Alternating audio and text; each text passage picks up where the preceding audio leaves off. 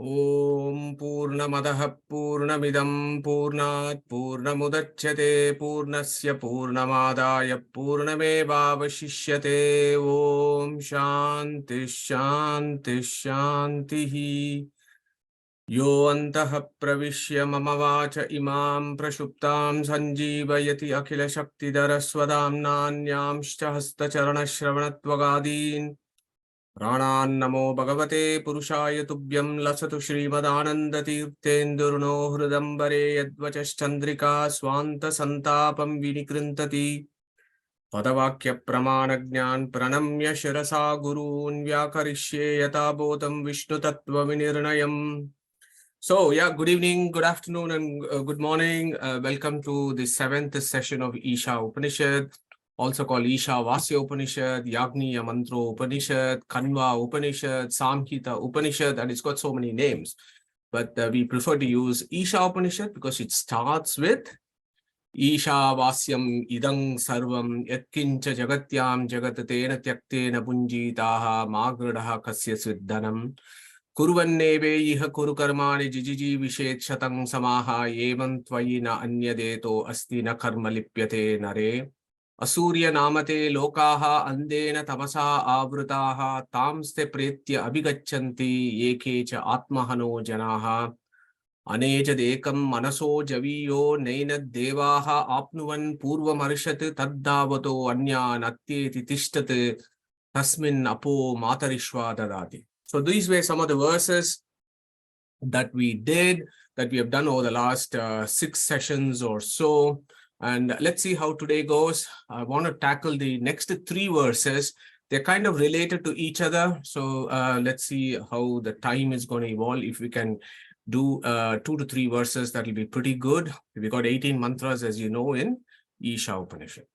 So what did we do last time? So last week, we spent quite a lot of time talking about this Tasmin Apo Matarishva Dadati, and I spoke to you about the Balikta Suktam, Balikta Tad Vapushe Dayi Darshatam, Devasya Bargaha Sahaso Yato Jani, Yadim Upahvarate Sadate Matihi Ritasya Dena Anayanta Sashrutaha, Pruksho Vapuhu Pituma Nityashaye Dvitiyam Ashapta Shivasu Matrushu Tritiyam Asya Vrishavasya Dohase Dashapramatim Janayanta Yoshanaha Niryadim Budnat Mahishyasya Varpasaha Ishanasaha Shavaso Krantasurayaha Yadim Anupradivo Madhva Adaye Guhasantam Matarishwa Matayati. So we looked at all these verses, and I just thought I will start off today by reciting this, because this Matarishwa becomes very important for Svayambu Manu. Yeah, so we are dealing with Ishavasya Upanishad, and here Isha is saying, this Bhagavanta is so big, so great, that even all the other devatas are trying to reach him, but he's so fast and we just can't reach him. And he says the only hope for us as Jivas is this Matarishwa, who can be that intermediary, that messenger, the messenger of God, who is that intermediary between the souls and the Supreme Brahman, the intermediary between the finite and the infinite. And from the Balikta Suktam, we understood how we link it up with Ramayana, Mahabharata, and other scriptures. And we looked at who Matihi is, who Pruksho is, who Dashapramatim is. And here, one of the key references or understanding of Matarishwa is Nitya Ashaye Shaptasu Shivasu Matrushu. So Matarishwa is that entity that is constantly moving around these 7 primary scriptures. And we also looked at how Brahmanda Purana tells us what these 7 primary scriptures are. So the primary scriptures are Rugadya, Bharatam Chaiva, Pancharatra Mata Akilam, Mula Ramayanam Cha, Puranam Cha Yetadatmakam, Yeche Anuyayinastesham Sarve Techa Sadagama. So Rig Sama Yajur, Atharvana, Bharata, Pancharatra Agama, and Mula Ramayanas. These are the 7 primary Hindu scriptures. Okay?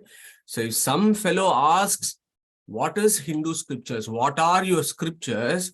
We should just not say that we have so many scriptures. No, we should have a clear answer. We should say Brahmanda Purana categorically tells us there are 7 primary scriptures.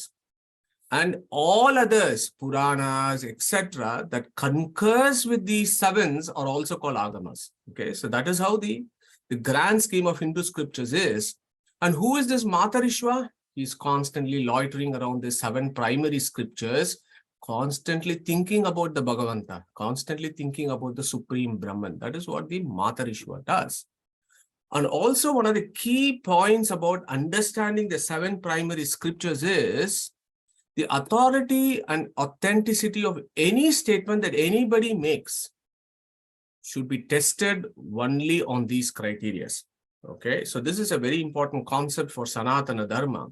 If some person who is the follower of the Hindu faith and he comes with a hypothesis or a claim, then what we should be doing as sincere practitioners of Sanatana Dharma is we should ask this person, whatever you are saying, does it come in these 7 primary scriptures? Does it align with these 7 primary scriptures? If it aligns with the 7 primary scriptures, then I will consider your statement as a fact. If it does not align with the 7 primary scriptures, then you can very confidently say, I am sorry, but it does not concur, so and I'm not sure whether this is a fact. Okay, so those are all the clear distinctions that our rishis have given us to understand what is authentic information and what is a framed information. So from that perspective, when you look at Balikta Sukta, when you look at Hanumanta, who is Hanumanta? So the who Hanumanta or Hanuman is, who is described as Matihi, comes from the Rig Veda. That comes from the Satarshi Mandala of the Rig Veda. So in that sense, the evidence of who Hanuman is as the avatar of Vayu comes from the Rig Veda, which is part of the 7 primary scriptures. So if anybody else can come up with another hypothesis, they will have to provide evidence within the 7 primary scriptures. If not, they stand rejected in the school of Sanatana Dharma and in philosophical discussions. Yeah, so that is, I just wanted to make it very clear so that we all understand how to test authenticity of somebody's statement. And that can be done only through the 7 scriptures. Okay, so this is an important point for Sanatana Dharma. So moving on. So here, I just wanted to bring you here about, we say that this guru is very essential to know about Brahman, right? That this guru, somebody who is an intermediary, is very important for us to know Brahman. So I just wanted to open today's discussion and just get us thinking, why is a guru essential to know Brahman? Okay, why can't I just open a book and read something, or just sit under a tree in a silent space and contemplate myself and come up with my own, understanding of the Supreme Being? Why is a guru essential to know Brahman? So I'm just going to open this so that we have some discussions. Any takers for this, please? Madhu, can I come in here? Yeah, they will go for it. So is it because we need to know the Lakshana Vritti and the Parama Mukhya Vritti of what is being said? But then in Buddha Avtara, he did sit under a tree and got the knowledge. So I don't know. Okay, thank you, Deval. Anybody else has a different view here? Okay, so I think Deval has got a very strong argument and a point there as to why we need a guru.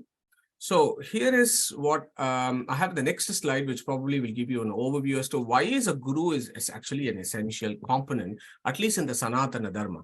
Okay, so to understand why we need a guru, we need to understand what is the Vedic concept of God. Okay, this is going to the core, fundamentals here. What is our concept of God? Okay, to understand, how do we teach somebody who God is? Okay, Deval was right in the sense that, if you want to do scriptural interpretations of various vrittis and so on, you need a teacher who can teach all these things. That's absolutely right. But let's stand back a little bit and try and think about this problem of how do we teach somebody about God? Okay, this is a big problem in philosophy, not just for Sanatana Dharma, but actually for all of the world religions. It actually is a problem. How do you teach somebody who God is when nobody has actually seen it? Okay, so if you look at a school, if you go to a school, for example, when we are in our kindergarten and so on, how do we teach kids? So you have a teacher, and then she will try and teach you some languages, and she'll show a fish and say, this thing that looks like a fish, this is called a fish, and this is how you read it, and this is how you write it, and so on. So one of the key ways in which things are taught in school is that you show an object and you say that this object has got a name, and all the children look at that object and they associate the object with a name or a word, and that is how the learning happens in school. Yeah, but we have a big problem when it comes to philosophy of religion, philosophy of Brahman, because you cannot show Brahman in a board, in a blackboard or in your desktop, and say this is Brahman, and this thing that you see is Brahman, and he's spelled as Brahman, and that is why it's Brahman. Okay, so we can't do that, because you cannot show Brahman and say this is Brahman, unlike in the schools where you can show a rabbit and say this is rabbit. Okay, so the way you teach in school is different from how do you teach the Vedic concept of God. And in fact, if you remember, when we were doing our Omkara Chintana, I think a couple of years ago, and looking at what Om is and how do we understand Om, one of the key ideas of Om is it actually gives you a concept of God. So you have Akara, Ukara, and Makara. So the Akara, Ukara, and Makara together forms Om. So that is the three components of Om. Of course, there are two. Om can be taken as an Akhanda word, or two components, or three components, or four components, or six components, or 8 components, or the whole of Gayatri, Purusha Shukla, Vedas, and all the sounds. So we've done those philosophies. So let us just look at these 3 components of Om: Akara, Ukara, and Makara. And as you know, Om is an abbreviation like the USA, which is United States of America, NHS, which is National Health Service. So that kind of stuff. So Akara, what does it stand for? It is what is called Nisheda Vachakaha. That means a negative approach. Okay, so this is the greatness of our Rishis of Vedic times.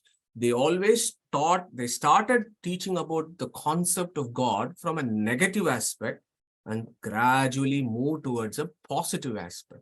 So that is what Om is all about. So A stands for, it's a Nisheda Vachakaha. A, Aha iti Brahma says Aitareya Upanishad. Akara stands for Brahman. Okay. And more interestingly, Akara is an abbreviation of Allah. Allah means not this, which means Sarva Vilakshana. So that is what is Brihadaranyaka Upanishad saying. When it says Neti Neti Atma, what does it mean? It says that this Atma is not this, not this, not this. What is it not this? Anything that is material. So you can show innumerable things or articles in the universe, material universe, and say, our Brahman is not this, our Brahman is not this, our Brahman is not this. So the first approach is you need to know what Brahman is not, what it is not. Yeah, that is what is the philosophy of Neti Neti is. So Allah in Kannada, in Sanskrita and all that, Allah means not this. So that is exactly what Svayambu Manu is doing. So this is what we need to do, Samanvaya of Shastras. And that verse, Anejadekam Manaso Javiho Nainad Devaha Apnuvan. Okay, that is what that one is saying, that it stands the negative aspects. Manaso Javiyaha means what? Manas means we understood Garuda, Sesha, Rudra, Indra, Praja, Brihaspati, Chandra, Parvati, Lakshmi, Chaturmukha, Brahma, all those guys who are Abhimanis of Manas, they can't reach him because he is very fast, Javiha. And also, Na Ena Devaha Opnuan, nor the other Devatas. Okay, so that is a very negative way. Nobody can know it because it gives you that negative idea first. Okay. So again, the same A is also stands for Illa. Illa means no. No means what? No dosha. Viruddha means what? Opposite, which means Gunapurna. So those are all some of the ideas that you get from Akara to understand the concept of God. Whereas here, the Allah or the Akara becomes important, Neti Neti, and you link it up with Manaso Javiho Na Ena Devaha Apnuvan. Okay. Then when you look at Ukara, Uttama, Utkrishta, none of us can know him. We cannot know him, because he's so beyond everything. He's so beyond everything. That is the reason why Akara is used. That he is Neti Neti, because he is Uttama and Utkrishta, Uttama, superior to whatever you know in the material creation. He is beyond that. So that is the second stage of understanding the Vedic concept of God. Okay. First, he is not material, because he is not material because he is far beyond matter. Okay, so let us pause here for a minute and recite 15:18. So who wants to do this, please? 15:18. Yeah, go for it, Zoom user. यस्वाक्षरम् अतितोक्षरम् अक्षरादपि चोत्तमः अतोऽस्मिन् लोके वेदे च प्रथितः पुरुषोत्तमः. Thank you, Pragnesh ji. So Purusha Uttama. So he is so Uttama. So that Ukara of Om stands for Uttama. And what did our Svayambu Manu say? Tad davato anyan atyeti tishtate. He is atyeti. Look at that word. Tad davato tat atyeti tishtate. Others are what? Davato anyan. All others are trying to race towards him, but that tat atyeti, he is far beyond all that, although he is sitting in one place. He is far beyond all this. Okay, so that is the idea of what Svayambhu Manu is saying. Tad davato anyan atyeti tishtate.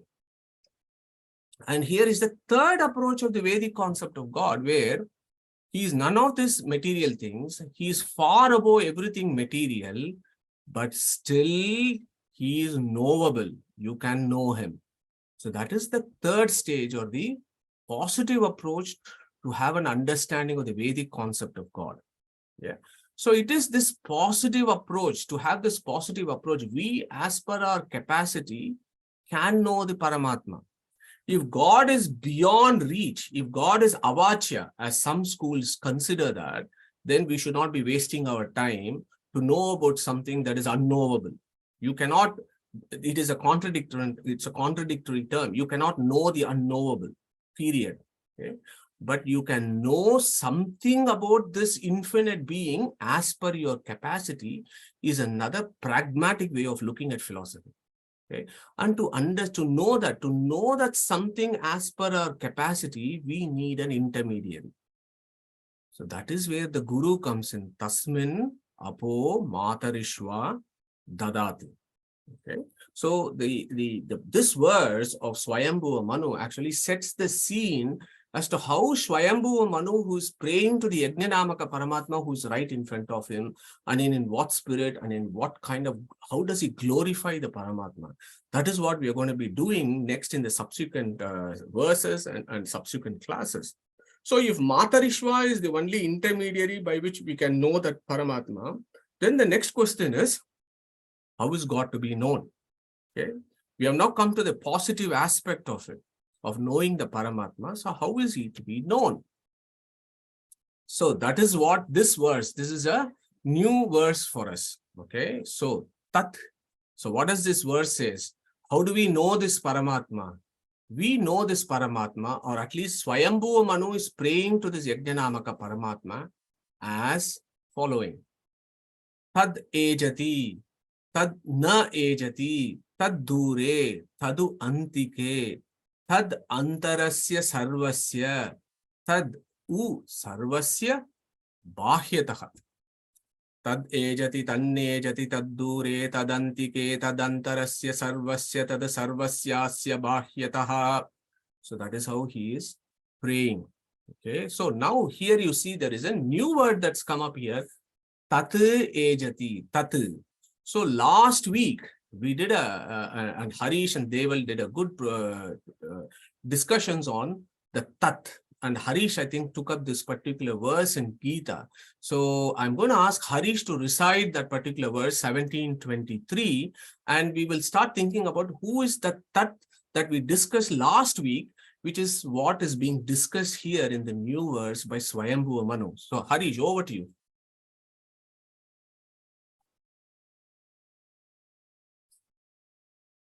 So it looks like Harish is gone. I thought he was there. No worries. Okay, anybody else wants to take up this, please? Who wants to recite this verse? 1723. Yeah, I can take it. Sorry. Yeah. Oh, sorry. Go for it. Go ahead, Shilaj. Harish, Okay. go for it. Om Tatsaditi Nirdesho Brahmanas Trividham Sprutaha Brahmanastena Vedamsha Yagyascha Vetah Puraha. Thanks, Harish. So do you want to give us a brief recap of Tat that you were discussing last week? Yeah, the quick recap is that Tat is really one that is all to describe someone that is all pervading across space, time, and gunas, qualities. Yeah, thank you, Harish. Yeah. So so that is one way of looking at Tat. Tat stands for Tataha. Yeah. So if somebody says Tat literally means only that. That is a very superficial way of looking at it. That is colloquial language. Yeah. So Vedic Sanskrit is far deeper than that. You don't use colloquial language in Vedic philosophy. You go for the etymology and you look at Paramamukya Vritti, as Deval was mentioning, and you look at deeper philosophy. So wherever Tat comes, think about Tataha. Tataha means all pervasive, which is what Harish has very beautifully explained. And of course, Gita 17:23 says, my name, Krishna says to Arjuna, my name is Om, my name is Tat, my name is Sat. Yeah, those are all my sacred and secret names, is what Krishna has said in Bhagavad Gita. No controversies there. Nobody can say Tat is not the name of Bhagavanta. Okay. Tat is the name of Krishna, who is Vishnu, who is Brahman. Period. Tat is not just that. Tat is Paramatma's name. And look at Gayatri mantra. Tat savitur varenyam bhargo devasya dhimahi diyo yonaha prachodayat. So the classical rendering is Tat is an abbreviation of Gayatri mantra, because Gayatri mantra starts with Ta and it finishes with prachodayat. So Ta and Tat becomes Tat. So Tat is a abbreviation of Gayatri mantra. And we have discussed a lot about Gayatri mantra, but the etymology of Gayatri is Gayatecha Trayacheta Gayatri. That comes from Chandogya Upanishad. So Gayatri is the feminine aspect of Brahman. Okay? And it says, he who sings this person, sings the glory of this person, is protected by Brahman. That literally is the meaning of Gayatri. So Gayatri is Narayana equals Purusha equals Brahman equals Tat. Okay? No doubts there. There is a very famous verse from Keno Upanishad, which is worth remembering. Tadha Tadvanam Nama Tadvanam iti upasitavyam. Okay, it's a beautiful verse. Tadha Tadvanam. So here Rudra is learning from Chaturmukha Brahma, and Chaturmukha Brahma is saying that Paramatma is called Tat. Okay, and he is also called Vanam. Vanam means this Varenyam of Gayatri is called Vananiyam in ancient Sanskrit. That Vananiyam becomes Vanam. Okay, so Tat Vanam, the Tat should be celebrated. Okay, Tad Vanam iti upasitavyam. Okay, these are all clear statements saying that Tat means Paramatma, not the English Tat. Some folks make this miserable mistake of taking Tat as that, which is most unfortunate. Okay. But having said that, from a higher, deeper philosophy, you should also look at the grammar of Tat to understand what is it that Svayambu or Manu is saying here as Tat ejati, tan ejati.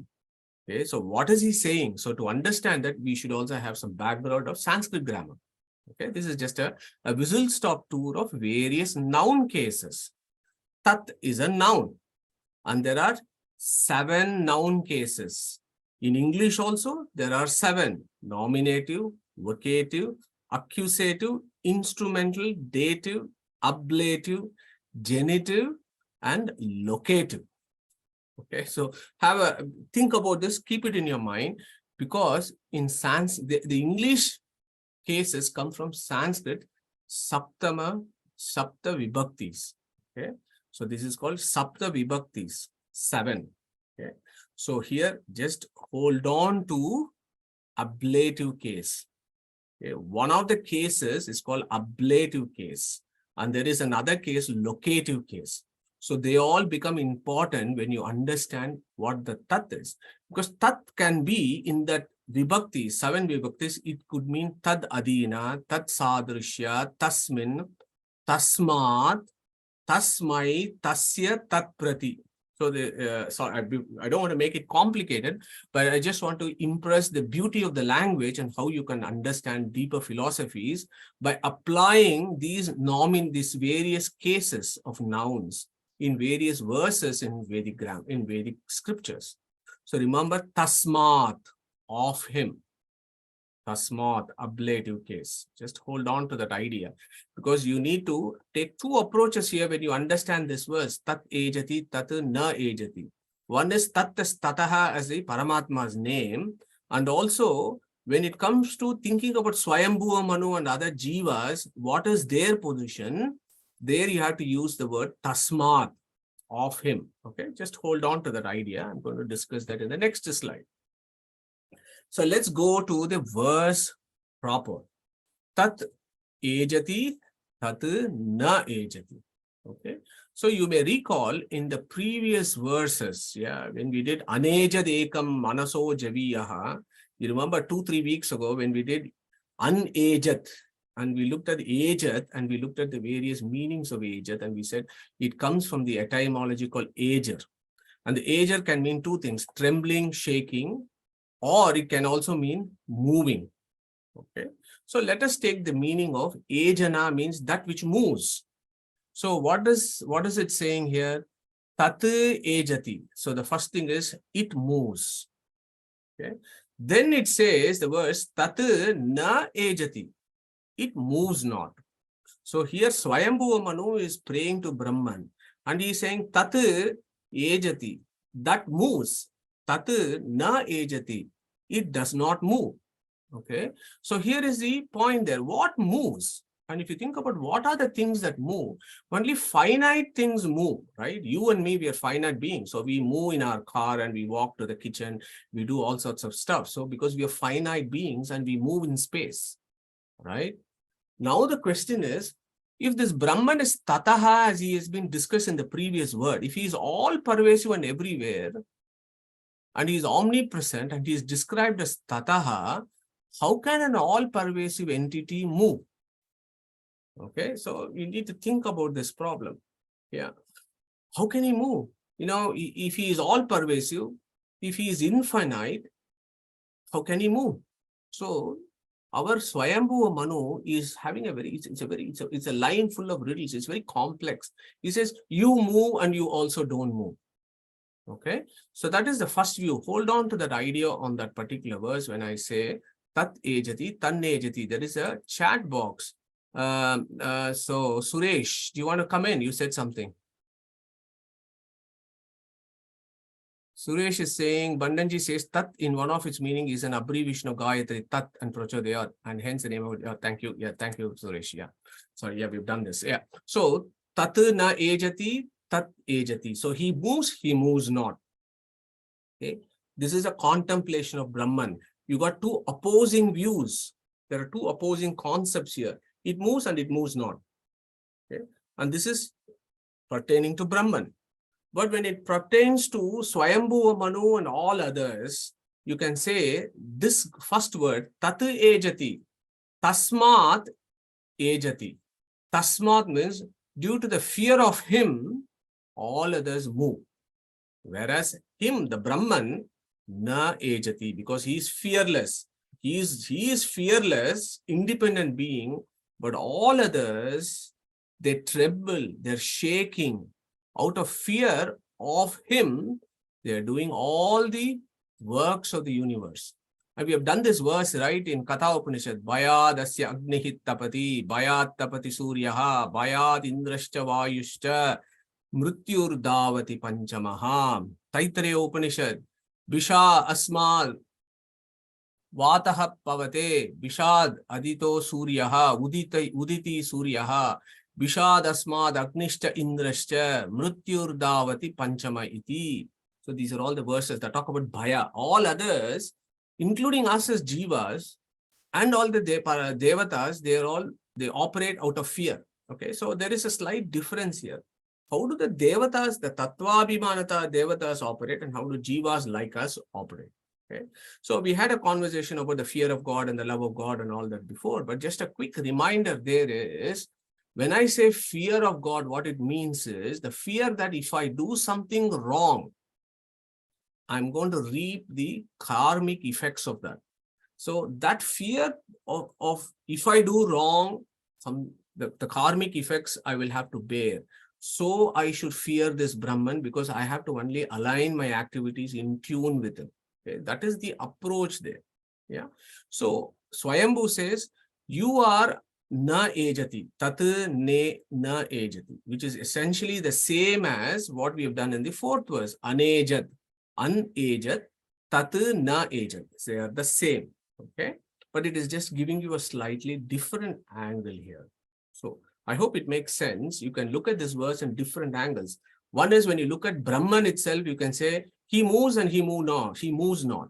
Or when you look at Jiva and Brahman, for Jiva it is tat ejati, because he is always operating under the fear that if he does any bad deeds, he will incur karmic influence. Whereas this Brahman is abhayam. And that is discussed in so many places, right? In the Upanishad, that he is always defined as Abhayam. He who knows Brahman as Abhayam will also become Abhayam. Yeah. So Tatu na ejati means he is fearless. Okay. From the second meaning. So now, what is the third meaning? And I hope you will find this interesting. Okay. So Tatu ejati, Tatu na ejati, as I told you, it moves and it moves not. So let us look at matter. So if you look at matter, you've got electrons, photons, and neutrons. So here is quantum mechanics from Isha Upanishad. Okay? Isha Upanishad talks about quantum mechanics. Okay? So it looks at matter and says it moves and it moves not. Matter can have a wave function or it can be a particle. So which one is it? Is it a wave or is it a particle? And I am no physicist, but I like these ideas. You may want to ask a physicist to that particular question. Now, in June, I have organized a scholar from India who's a physicist who's going to be talking to us about this, talking to us about the science of spirituality and talk about the quantum mechanics. We all know that there is a team that got the Nobel Prize in 2022 talking about quantum mechanics, about some wave functions and particle functions, which I don't understand. But Jayant Prabhanjanacharya, who is a physicist, is going to talk to us about that. And please join us in June to understand what is it that Isha Upanishad is talking about. But this is the idea, that Isha Upanishad, the Rishis are thinking about this all the time. Our Rishis are not just thinking about God. They're also thinking about how the physics of matter is. So does matter move or it does not move? Tatu ejati, tatu na ejati. Okay? So if you want to have more discussions about this, Bandhanji, of course, talks about this, the Tao of physics, from this physicist called Fritjof Capra. Okay. And I was able to get into I was able to access the book, and I looked at the page where this discussion comes from, and I'll just read it out for you, and I hope you will find this interesting. Go to page 154 in the chapter Beyond the World of Opposites. The reality of the atomic physicist, like the reality of the Eastern mystics, transcends the narrow framework of opposite concepts. Oppenheimer's words thus seem to echo the words of the Upanishad. It moves not. It is far and it is near. It is within all this and it is outside of all this. So this is exactly this verse. Tat ejati, tan ejati, tatu dure, tad antike, tad antarasya sarvasya, tad sarvasyasya bahyataha. Okay. So that is the beauty of this verse, where it opens up in so many angles. You can look at it from a Brahman's perspective. You can look at it from the Jiva and the Brahman and the relationships perspective. Or you can even look at it in the material world. Okay. So that's, I hope you're able to appreciate the greatness of our Rishis when they compose these kind of profound mantras they have not composed that, but they have seen these mantras. Okay. So let's move on. So tatu ejati, tanne ejati, tadu dure, tadu antike.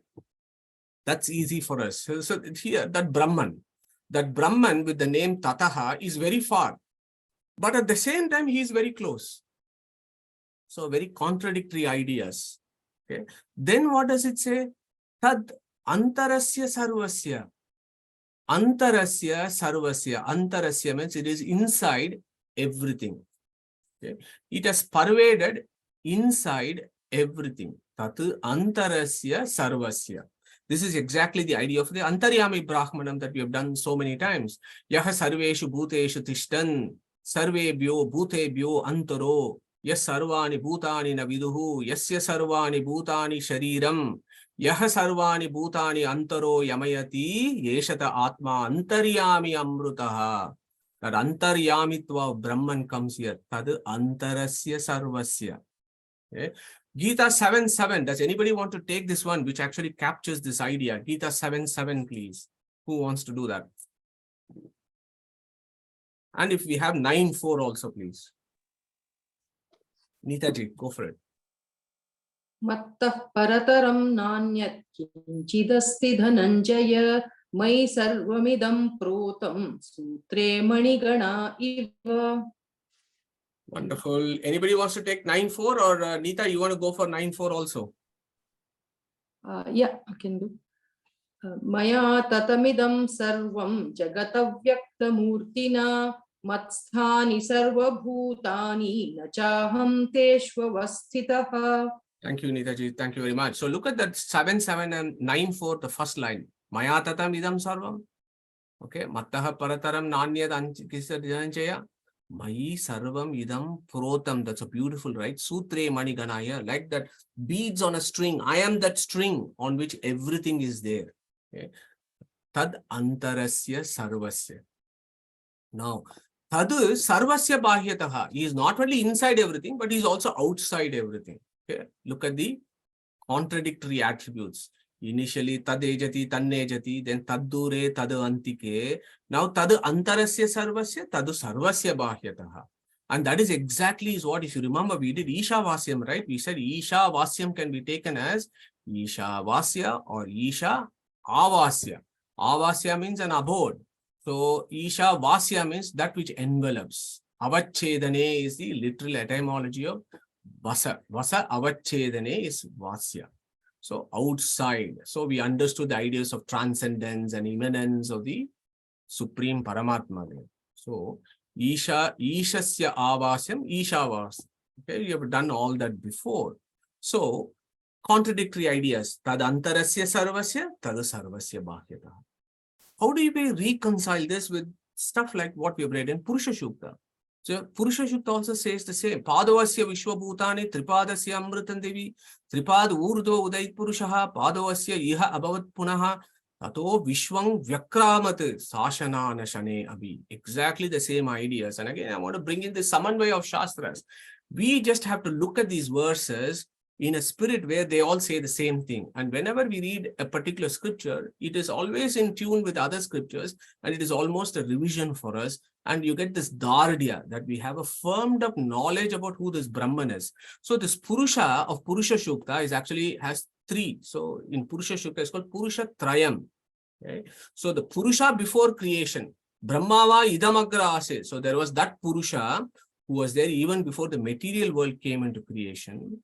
And then there are two forms of Purusha that has pervaded two things. One is Brahmanda. There is one aspect of Purusha that has pervaded Brahmanda. And there is one aspect of Purusha that has pervaded Pindanda. And there is one aspect of Brahman that is even before creation is there, beyond creation. Okay? So those are all the ideas there about. Hold on to this idea about the opposites that are being described here. So why are the opposites being described here? Okay, it is a key point here. There are all these conflicting attributes that are being described, and it is to understand this achintya shakti of Brahman. Okay, it is to understand this unique characteristics of this Lord that actually we need a guru. Yeah, yes, of course, to read the scriptures we need a guru, but who is it who is going to be able to make it legible for us to understand these contradictory attributes of God? So, in contrast to finite jivas, for example, tati ejati, tanne ejati, tadu dure, tadu antike, Tadantarasya sarvasya tadu sarvasya bahyataha. In Katha Upanishad, we remember these beautiful verses. Asino duram rajati, sayano yati sarvataha. Asinaha, this Brahman is sitting, but he's going everywhere. Duram rajati. He is sleeping, but he is running around everywhere. The same Katha Upanishad also says, Anoraniyan mahato mahiyan. So that he is small, but he is also huge. The key idea about understanding the Achintya Shakti of Paramatma is, he is both these contradictory things simultaneously. Unlike us, for us, either we move or we sit, either we run or we sit, either we are outside the house or we are inside the house. But for this guy, he is both simultaneously. Okay? So this is this concept of Achintya Shakti of Paramatma. And we have done this before. Achintya Shakti, Amanu Shakti, Aishwarya Shakti, yeah, Isha Aishwarye, yeah, of Isha Upanishad. Aishwarya Shakti, Duranta Shakti, Nija Shakti, Agatana Gatana Shakti, Ananta Shakti is what the scriptures talk about, this Achintya Shakti. And Veda Vyasa gives a clear rule as to what is Achintya Shakti of Brahman. You cannot say he is so powerful that he can ensure that he can destroy himself and become non-existent. Is that an Achintya Shakti? No, that is a stupid argument. It is not Achintya Shakti of Brahman. Okay? So the rules are clearly given by Veda Vyasa, contradictory characteristics present simultaneously. And that the evidence comes from the Vedas, such as Isha Upanishad or Katha Upanishad. And it increases our understanding of the greatness of Brahman, not bring him down. We should increase our understanding of the greatness of Brahman. That is from Brahma Tarka, which gives you clear criteria of what Achintya Shakti actually is. Okay. So on this particular verse, Tat ejati, tannejati, tad dure, tadu antike, tad antarasya sarvasya, tadu sarvasyasya bhahyataha, is essentially talking about this Achintya Shakti of Paramatma. Okay. So moving on to the next verse, which is very related. So now you might ask, okay, fine.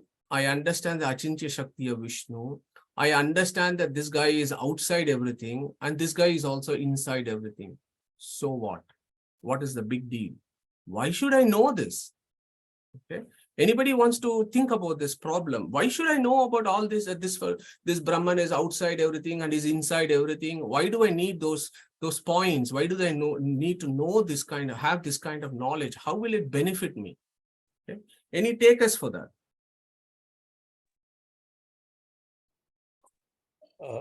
Madhu, I mean, is it to help us understand when we say that we are totally dependent, we are not independent, that everything that we do is, end of the day, is controlled by God? Beautiful, Suresh. Very well put. Neeta, Suresh? You should? So I think it is also the prakarana, because Svayambu Manu is being attacked and he does not know what to do. So he is now contemplating and thinking that Bhagavanta is everywhere, so he is going to take care of me.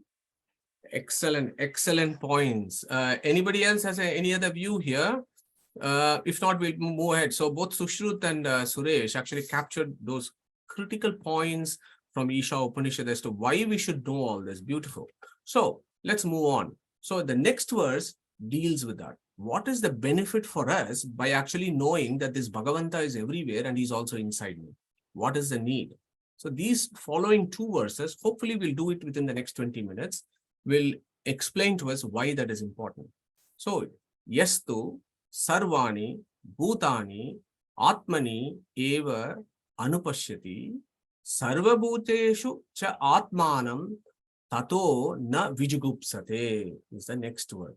Okay. So it's very similar. We can go through this quite quickly, but this first slide gives us an idea of the various names that Svayambu Manu uses when he is praying to Yagnanamaka Paramatma. Okay. Initially he used Isha, Ishavasyam idam sarvam. Then he used the name Tat ejati, tannejati. Here he brings in a new name of Paramatma called Atma. Yastu sarvani bhutani atmani eva anupashyati sarva bhuteshu cha atmanam tato na vijugupsate. So Atma. And we have done Atma, right? Atma Hanohi. There was a previous word, right? Atma Hanohi Janaha. Okay. So there we understood Atma can mean quite a few things, right? It can mean the body, it can mean the mind, it can mean the Jiva, or it can mean the Paramatma or Brahman himself. Okay. And how do we know that Svayambu Manu is talking about Paramatma here? Okay, so again, we need to think about it because we cannot take this Atma here as Jiva. Yeah.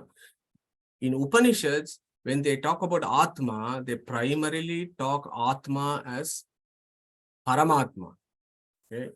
Anybody who thinks that the primary Paramamukya Vritti of Atma is Jiva, unfortunately, they are misreading it because in the Upanishads, wherever there is Atma, it primarily talks about Paramatma only. Okay. So that is one point there. The other point is, if you remember, when we discussed who is this Isha, there we went to Bhagavatam, where Bhagavatam said what? Atma va asya idam vishwam yatkincha jagatyam jagat tena tyaktena punjitaha magradaha kasya sviddanam. And in that preamble to Isha Upanishad, we discussed as to how the whole episode of Svayambu Manu is described in greater detail in Srimad Bhagavatam in the 8th canto. So anybody interested, go for it. And explore the 8th canto of Bhagavatam, which actually elaborates this Isha Upanishad a bit more. There, Veda Vyasa has said Atmavasya idam sarvam. So that Atma there is Paramatma, who is celebrated as Isha and Tat. So that is the first point there. Why is Atma Paramatma? Because remember, we spoke about Ishavasyam, Isha Avasyam as all pervasive. We spoke about Tat as Tataha means all pervasive. So Atma from an etymological sense also means all pervasive. So the consistency is 100% in Isha Upanishad when Svayambu Manu is celebrating it. So what is the etymology of Atma? There are very many etymologies of Atma, but the most important one for today's session is Atatatvacha Matrutvad Atmahi Paramo Harihi. Tata. Ma means matru, tan matru, tata means that which has pervaded. Iti Brahma. That Brahma who has pervaded all of the material world is called Atma. Okay. So the first thing that we have to understand there is Atma means Paramatma. Okay. Then there are two words here in this Upanishad. It talks about Atmani and then it says Atmanam. So you need to watch these words, because they give you a different meanings. Atmani and Atmanam. Okay. What is Atmani? Okay. So that is why the noun cases become important, and that's why I showed the noun cases for Tat. So here when you take Atma, the Atmani is a locative case in Sanskrit grammar. Saptami Vibhakti. It is literally the 7th case, locative case. Atmani. Atmanam means that which is inside. Okay. So Atmani and Atmanam, and again, I don't think you will have any problems grasping it from the previous verse. So Yestu Sarvani Bhutani, Atmani means all the Bhutas are resting in Brahman. Okay. Sarveshu Bhuteshu cha Atmanam means in all the Bhutas, he is the Atma or Antaratma. Okay, so that is how you look at it. Okay. Atmani and Atmanam, beautiful. But that's again another beauty of the language, where with a few changes, the meaning grows a bit more. So another thing that I also have to bring here is, once these kind of language is used in Swayambu, Harish, yeah. Oh no, as we were talking about Atmanam, so in Bhagavad Gita, there is that Uddharet Atmanatmanam. So is that self-Atma, or is that, how do we understand that verse now? Very good, fantastic, Harish. Yes, you can apply it at 4 different levels. So if you go to our Acharyas, they will discuss that particular Uddharet Atmana Atmanam at 4 different levels: at the level of the body, at the level of the mind, at the level of the Jiva, and at the level of Brahman. So you can look at it at 4 different levels and appreciate what Krishna is teaching Arjuna. But from a Paramamukya Vritti, the highest perspective, you think about Brahman. But in that Gita verse, of course, it talks about the mind, right? Mind is your friend, mind is your foe. You can use the mind and you elevate yourself and so on. So you got to look at the prakarana also in that context. Yeah, hope that answers your question. So now the other important point here is you got Atma, Atmani and Atmanam. So look at the difference. And there is a word here called Bhuta. There is a word called Bhuta and there is a word called Atma. Bhuta means Jiva. Atma means Paramatma. Okay. Atmani means these Bhutas are resting on Paramatma. And Atmana means this Atma is inside these Bhutas. So there are two entities there. There is the Jiva and there is the Brahman there. Okay. Think about that issue because I'm going to come to that in the next slide. Okay. So what does this verse says? Yastu, Yaha, Hu, Tu, and Sarvani Bhutani. Bhuta. What is Bhuta? That which has the capacity for Bhuti or Unnati. Yeah, that is the sentient beings which have the capacity to uplift themselves are called Bhutas. So technically, Jivas are called Bhutas. But of course, Vishnu Sahasranama gives you another definition also. Eko Vishnuhu Mahad Bhutam. Prutak Bhutam Anya Aneka. Bhutan Anekashaha. So there are individual Bhutas like you and me. And then there is one big Bhutam called Vishnu who is called Mahad Bhutam. Okay, Vishnu Sahasranama is very categorical. Prutag. Look at the word Prutak. Prutak means distinct, separate Bhutas, Jivas. And then there is this Mahad Bhutam called Vishnu. Okay. Jivas are different. Brahman is different. And here in the Isha Upanishad, by the very fact that this is being discussed, it is axiomatic discussion by Svayambu or Manu. Yeah, there can be no controversies there.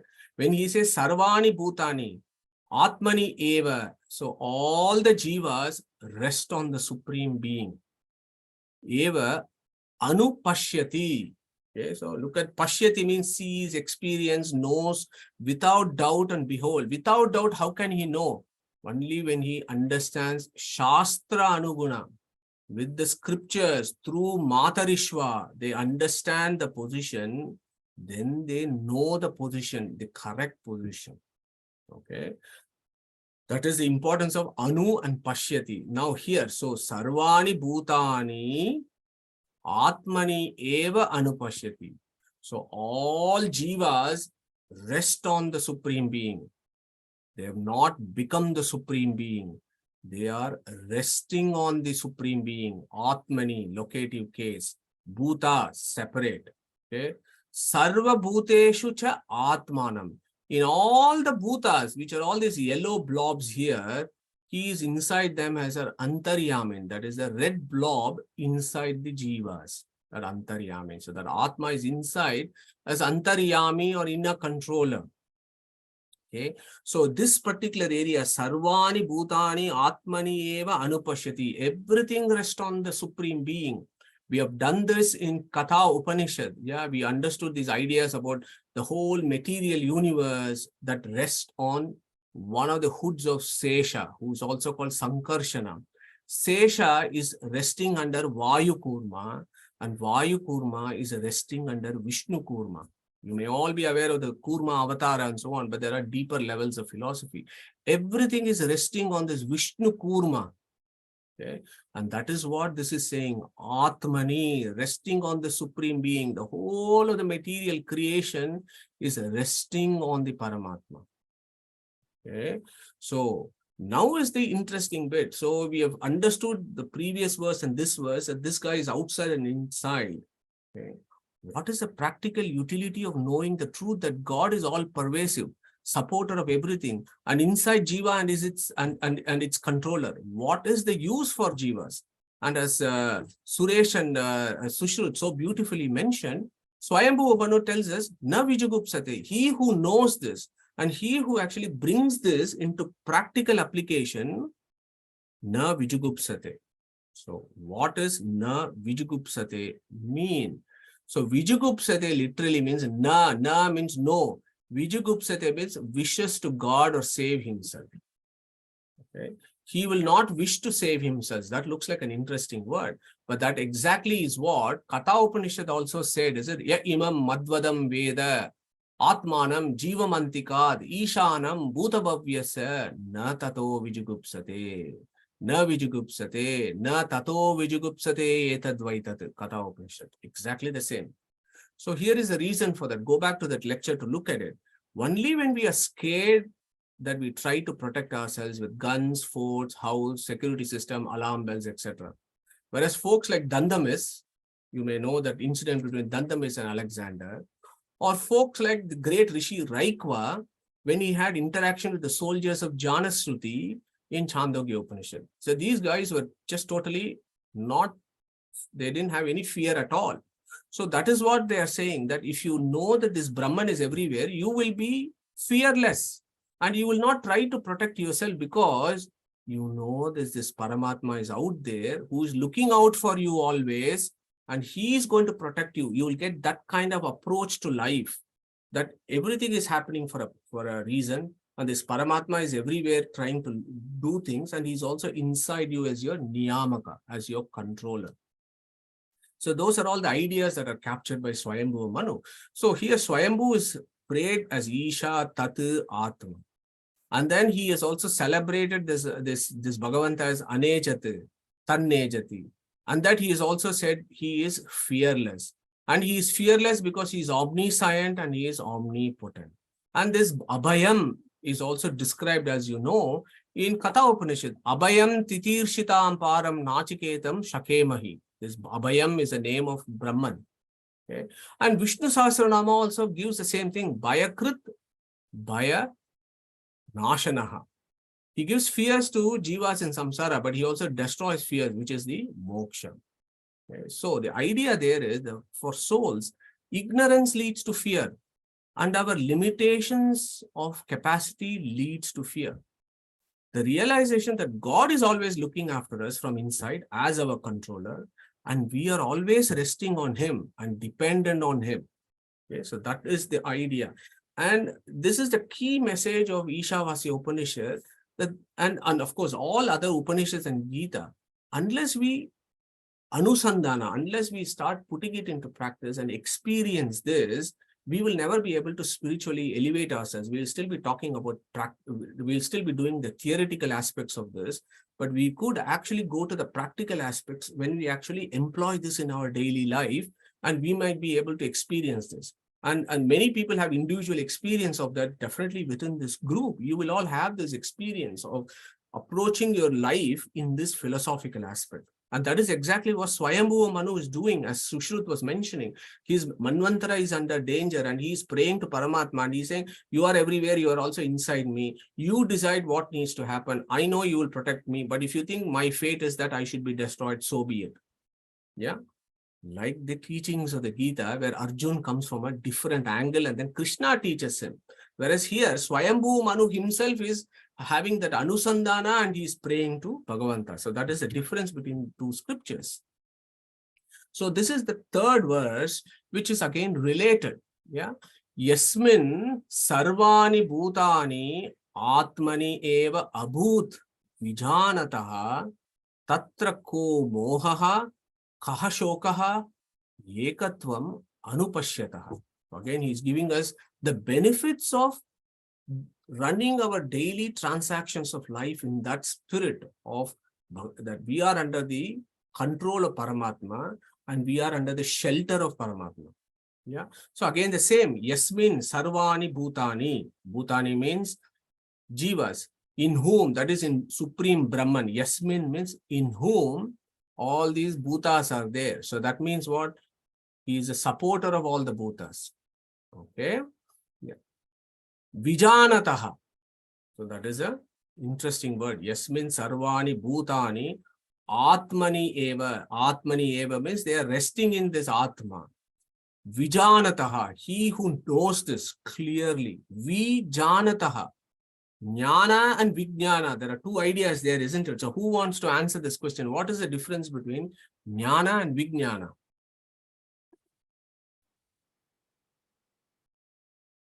Anybody wants to take this and discuss? Suresh. Jnana is knowledge. Vijnana is Vishishta Jnana, specific knowledge, the higher science is Vijnana. Yeah, excellent. So yeah, the common example that is given is sitting in front of the TV and watching IPL, which is going on at this point, is jnana. Yeah. Whereas the deeper jnana is how is the TV working? How is the X-ray radiation is coming? How does the TV station broadcasting all this? And how is the TV receiving all this? Knowing all that is Vijnana. Yeah. So Vilakshana, Visesha, Visishta Jnana. Of whom? Of Brahman. Okay. So now here is another important word here. Ekatvam anupashyataha. Okay, before we go to this, we need to look at this ekatvam anupashyataha, because some folks grab this, oh, ekatvam, unity, Jiva and Brahma, Aikya. No, you look at the context here. He's talking about Bhuta and he's talking about Atma. So, and then he's talking about the greatness of this Atma or Brahman who's doing so many other things. So what actually that ekatva means is the Shanti mantra of this particular Upanishad. Purnamadaha, Purnavidam, Purnat, Purnamudachyate, Purnasya Purnamadaya, Purnameva Vashishyate. Which means this guy, he is outside all the universe, as I told you, as one form of Purusha. And he is in Brahmanda, he is in one form of Purusha.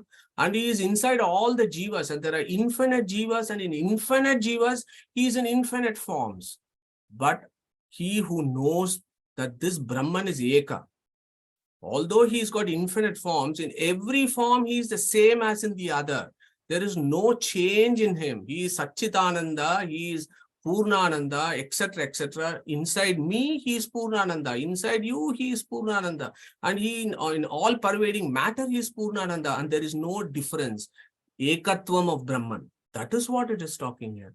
He who knows this, ekatvam anupashyatyaha, experiencing, seeing and realizing. So when every one of us here understands that this Brahman is a supporter of the universe, and this Brahman is a controller as our Antaryamin in each one of us in our Jivas, and that Antaryamin in each one of us is non-different from this Purusha who is there in Vaikuntha. They are all essentially the same. And he who runs his life like this, tatra, in those jivas, ko mohaha, ko shokaha. What delusions or ignorance they are going to have, it's a question, but the answer is there in that those folks have no ignorance. And those folks who approach life will have no sorrow. This is the declaration of Svayambu or Manu, which is exactly the verses that Gita is talking about. And I want to finish off with the two verses of Chandogya Upanishad, which we have done about a year and a half ago, and close today's session. And then again impressed that everybody is talking about the same thing.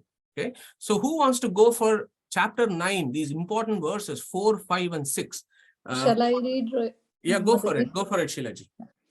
Maya tatamidam sarvam jagadavyaktamurtina matsthani sarva bhutani na chaham teshvavasthitaha na cha matsthani bhutani pashyame yogamaishwaram bhutabhrutra cha bhutasto mamatma bhuta bhavanaha yatha kashasthito nityam vayuhu sarvatra gomahan tatha sarvani bhutani matsthani tyupadharaya. Thank you, Shilaji. Like always, wonderful, very beautifully recited. So this particular verse of Gita 9, 4 to 6 is exactly the same philosophy that is being told by Svayambu Manu in the verses that we have just described. Okay? Look at this fifth verse, Yogam Aishwaryam, Aishwarya Shakti. That is the Achintya Adbhuta Shakti of Brahman, where Krishna says, this is my Achintya Shakti made, that I can have contradictory characteristics. I can be inside, I can be outside. Even if I'm inside, I'm actually not inside because I'm not attached to it. Even if I'm outside, I'm actually not outside because I'm not attached to it. So those are all the language that Krishna uses in chapter 9 of the all-pervasiveness of Brahman and also the Antaryamitva of Brahman. Okay. So finally, I want to close today's session to remind you of those inspirational verses of Chandogya Upanishad, where this Uddalaka is teaching his arrogant son Shvetaketu. about Antaryamitva and all-pervasiveness of Brahman. Because our friend Shwetaketu says, you are saying all this high-flying philosophy, but actually I don't understand it. How do I understand it from practical example? So we have also discussed today about all this all-pervasiveness and the Antaryamita of Brahman. But how do we use a practical example and try and understand this? This was the Shwetaketu's problem. And fortunately, I don't think none of us should become Shwetaketus. We should become Nachiketa. But we will try and sit in Shwetaketu's shoes just for 5 minutes and see what Uddalaka is answering. So for Antaryamitmatma, Supreme Brahman is Antaryamin and the controller. What kind of example you're saying? Nyagrodha phalam ata ahareti, idam bhagava iti, binditi, binna bhagava iti, kimmatra pashyati, anva ime danaha bhagavaha iti.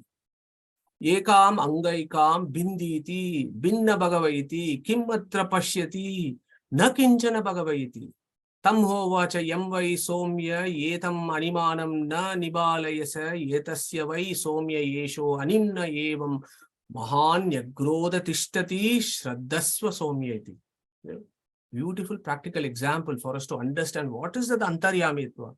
What did Uddalaka say? He said, Shwetaketu, go and get a fruit from Nyagrodha tree, which is a banyan tree. So Shwetaketu went and bought this fruit. And then he said, please open the fruit. And he asked, what do you see? And then Shwetaketu said, I am seeing a lot of seeds. So then Uddalaka said, please pick one seed. So Shwetaketu picked one seed from this Nyagrodha phala. And then our Uddalaka said, break open the seed. And then Shwetaketu broke that seed. And then he said, Kimmatra pashyasi, what do you see now? And then Shwetaketu says, I can't see anything when I've broken the seed. And then Uddalaka said, no, what you have not seen is the imperceptible nature of something, that power that is inside the seed that has made this whole Nyagrodha tree, this huge Nyagrodha tree to come. That thing that is controlling how the seed becomes the Nyagrodha tree. And in that example, this fruit can be equated to our bodies. The seed is the jiva, and you break open the jiva is the Supreme Paramatma as Antaryamin, which is the example that Uddalaka is giving to Shwetaketu for us to understand how this Antaryamin is operating. And to understand how this Paramatma is all pervasive and everywhere. Okay. And again, our friend Shwetaketu is not able to understand when he has talked about this Antaryamitva. He said, still, I don't understand. You're saying some subtle concepts that I can't see anything in the seed. Just because I can't see anything in the seed, probably there is nothing inside that seed. How can you say that there is a subtle power there? And then he says, Lavadam etad udake avadaya ma. It's a long verse, but let's cut this short. So what did Uddalaka do? He said, okay, I'll give you an explanation. Go and bring a handful of salt. Our friend Shwetaketu went and took this handful of salt. Then he said, okay, put it in a jar. Okay, go to sleep. Then Shwetaketu put that salt in the jar with water and he went to sleep. Next day morning, he woke up and his dad said, okay, you know what? The previous night you put that handful of salt, go and get it back from that jar. So Shwetaketu goes and then he puts his hand inside the jar, but there is no salt. He says, there is no salt. I can't see it. So he said, okay, fine, go get a spoon. And he gets a spoon and he says, okay, try and sip from the top end of this jar. What do you taste? Salt, salty water. There is saltness there. Okay, dip the spoon inside. Taste it from the middle portion of the jar. What do you taste? Salt. Go to the bottom aspect of the jar. Take that water. What do you taste?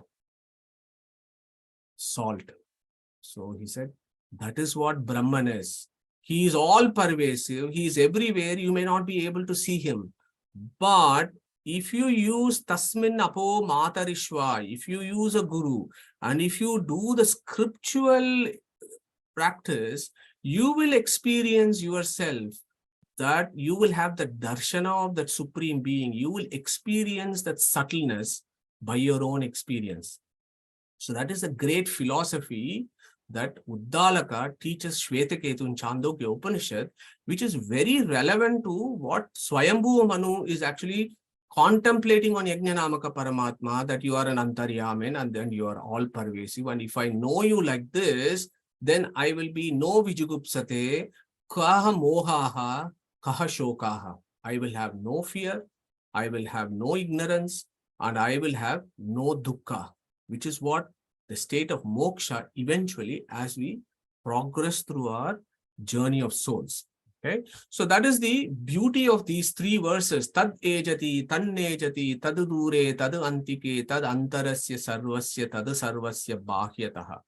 Yastu sarvani bhutani atmani eva anupashyati, sarva bhuteshu cha atmanam tatona vijugupsate. Yasmin sarvani bhutani atmani eva abhut vijanataha, tatra ko mohaha, kaha shokaha, ekatvam anupashyataha. So this is what ignorance, fear, and sorrow needs to be transformed to knowledge, fearlessness, and no sorrow and bliss.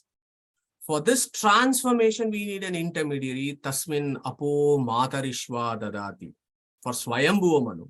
For Svayambu Manu, he says, my guru is Matarishva. We can decide in this satsang who our guru should be, who is the type of Matarishva that we want to look for. And that is our individual journey. We all need a guru. That is a fundamental position. Who that guru is be, it's individual decisions. But for Svayambu Manu, he has made it very clear. Asmin apo Matarishva dadati. Okay, so such a seeker like Svayambu Manu will of course eventually attain Brahman, because he is a Tattvabhimani Devata, and also he is an Aparoksha Jnani himself. Eventually he will attain Brahman. So what Svayambu Manu will do for us in the next class is, he will then go and talk about who this Brahman, and he's given us the contradictory aspects of Brahman. Now he is going to talk a few more contradictory, very interesting aspects of Brahman. And the next verse, this is really, really important. Yeah. Saparyag, Shukram, Akayam, Avranam, Asnaviram, Shuddham, Apapavidham, Kavir Manishihi, Paribuhu, Swayambuhu, Yata Tartato Artan, Vyadadat, Shashwadipyaha, Samabhyaha. Okay. The second half of this is an extremely philosophically very, very important statement that Svayambu says, Kavir Manishihi. He is talking about this Paramatma. Kavir Manishihi, Paribuhu, Swayambuhu, Yata Tatyato Artan Vyadadat, Shashvatibhyaha, Samabhyaha. And these are profound verses of Svayambu Manu that opens up some profound philosophies that hopefully we'll deal with next week. So on that note, I'm going to close today's session. Krishna Pranamastu, and we can take up any Q&As if there are.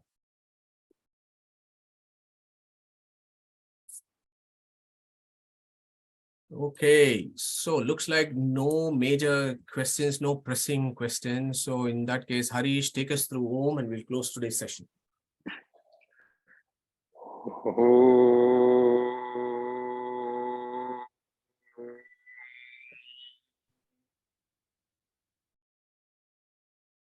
Wonderful. Take care, everyone. See you next week. Stay safe. Hare Krishna. Hare Krishna. Thank you. Guru Bhyo Namaha.